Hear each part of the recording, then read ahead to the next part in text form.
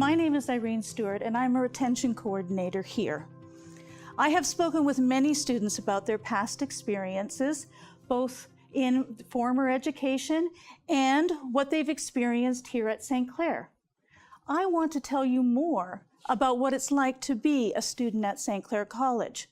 I want to talk about college the way we do it here. I want to give you an insider view of the culture, the values, and the attitudes that we look for in students. And I'm hoping that this information will help you be more successful. The last education experience you had is the culture that you're bringing to us. It may be different here at St. Clair, and I want to share that with you. Let's start with your professors. I've talked to students who have told me that in the past, they have had professors who are their lecturers, professors who stand at the front of the class, they give their lecture, you're not supposed to speak to them or ask questions in class. Maybe there's a teaching assistant that you'll ask your questions to. They give your lecture and then they walk out of the room. That's a common model where your lecturer is seen as an expert. Our professors are also experts in their field and in teaching. Your professors are also coaches, facilitators, and discussion leaders. You will find that some professors are very formal and take that more traditional lecture view. Others are much more casual, may even invite you to use their first name when you address them. That's very common in Canadian culture. Some will use Blackboard, which is our online learning system. Others will do learning activities in the classroom, and you will find that there's variety from one professor to the next. Your role is to adapt to these different learning styles because not every professor is going to approach things in the same way. One of the other differences between being a student here at St. Clair and in many other institutions is the way we test how you're learning. We use progressive assessment, which means we are going to test you throughout the whole semester. Rather than just looking at your final exam or your midterm and final exam as the sole determinant of your grade, we're going to test you in a number of different ways. We're going to use quizzes, essays, reflections, group projects, lab work, presentations. We're going to look at a number of different ways throughout the semester that we can judge how you're learning. At the beginning of each class, you will be given a course outline. This course outline is very important. It's going to lay out what the learning outcomes for each course is, and it will also have a section on assessment. And that section on assessment is going to lay out exactly how we are going to determine your final grade. One of the things that we assess is critical thinking skills.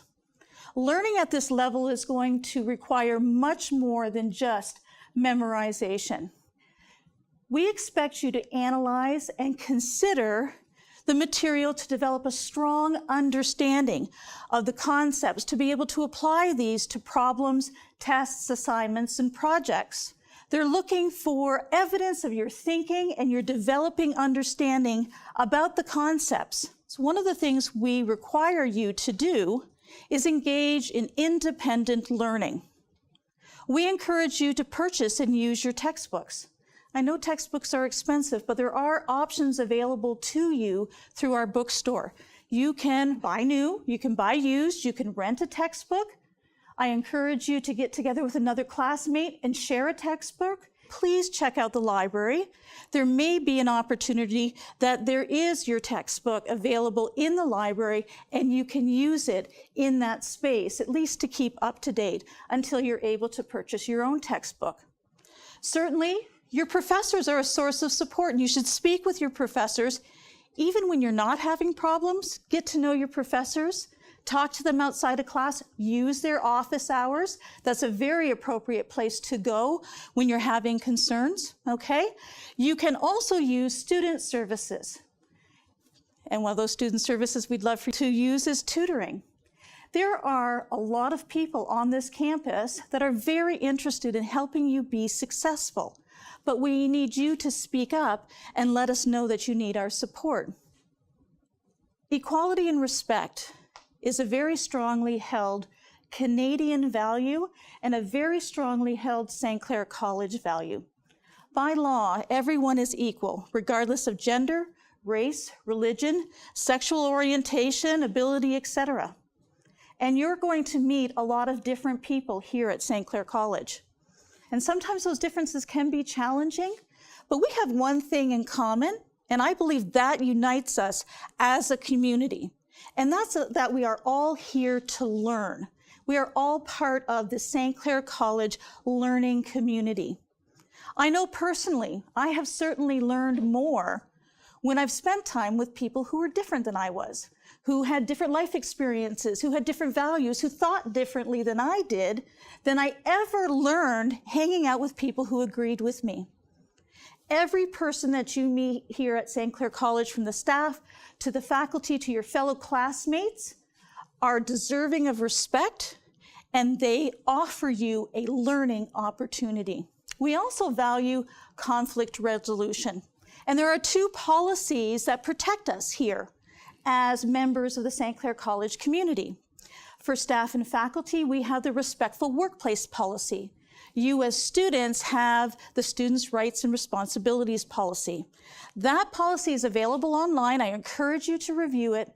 It lays out all of the responsibilities that you have as a member of this community, and it also lays out all of your rights. If you are having a problem, that policy lays out the processes that we go through to help you resolve that problem or that concern. Let's talk a little bit more about class etiquette. How do we show respect in the classroom? Attend every class. 1, it's respectful, and 2, there is no better student success strategy than being in the classroom. There are things that are going to happen in the classroom between you and the instructor, and between you and your fellow classmates, that you can't get from reading the textbook. You can't get it from looking over the PowerPoint slides later. Arrive 5 to 10 minutes early, be in your seats and ready to go when it's time for class to start. If you do arrive late, enter quietly, and I would apologize to the professor after class. Talking, texting, surfing the web in class is considered rude and disruptive. Disruptive not only to your professor who's trying to lead a lecture or lead a class discussion, but it is also disruptive to your fellow students. You're interfering with their learning opportunities. Cell phones should be on silent and placed out of sight. Let's talk about homework and assignments. It is really important that you hand those things in on time and you keep track of when they're due. In some cases, if you hand in an assignment late, you may lose marks for every day that it's late. With academic integrity, we want you to honestly represent your work and learning. Copying someone else's work for assignments or handing in a paper that you didn't write also violates academic integrity, and we call that plagiarism. When you take someone else's words or ideas and present them as your own. So you need to clearly mark that, for example, in your papers. So citations are needed when you copy a section word for word from someone else's work as a quote, when you're paraphrasing from journal articles, or when you're summarizing a theory or a concept. Ensure you identify other people's work from your own.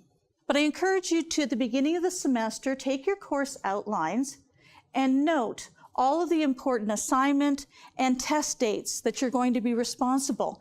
That will give you an overview of all 4 months and identify you when your busy weeks are going to be, and that will help you plan.